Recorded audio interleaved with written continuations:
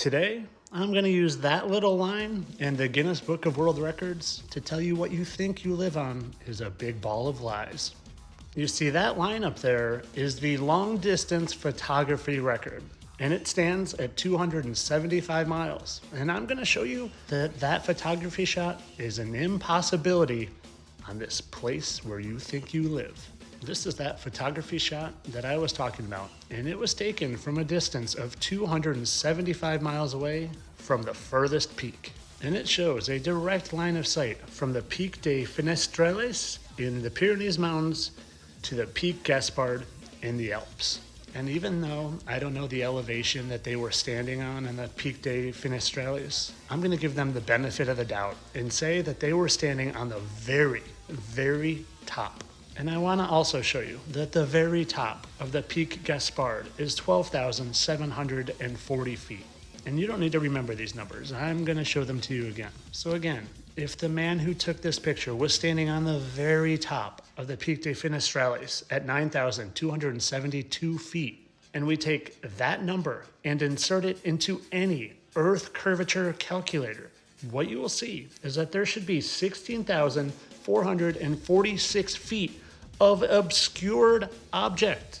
And remember, I am giving them the benefit of the doubt, saying that they have the most advantageous height so you can see the furthest distance. And when we go back to the Pic Gaspard, we see that it is only 12,740 feet.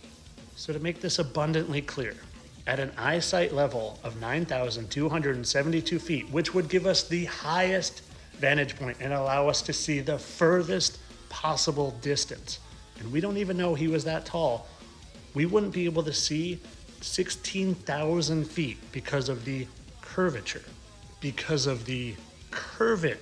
So again, we're here, we're standing 9,000 feet tall, and because of the curvature, the supposed curvature, we wouldn't be able to see something unless it was taller than 16,000 feet.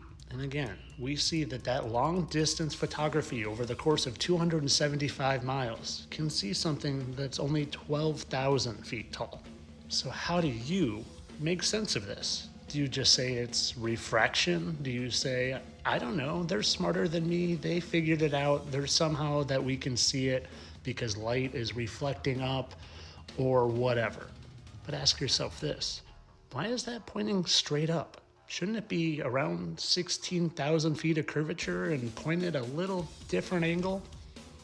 You need to ask yourself these questions, because if you don't, then you just have beliefs. And well, believing is the enemy of knowing. So you can decide to continue to believe things that you were always told, or you can go on a knowledge quest and know things. You get to know things like water doesn't bend thousands of feet, curving and bending to come around and sit upside down on the other side of a globe.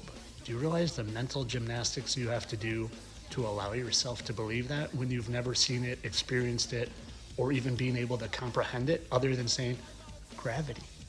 We're entering into a new phase of reality here where belief is a thing of the past. So you better jump ship and start getting to know things. But of course, this is for entertainment purposes. I know that it's just such a small amount of curvature that we can't see it angled back because of whatever. Entertainment only, people. You should know this by now.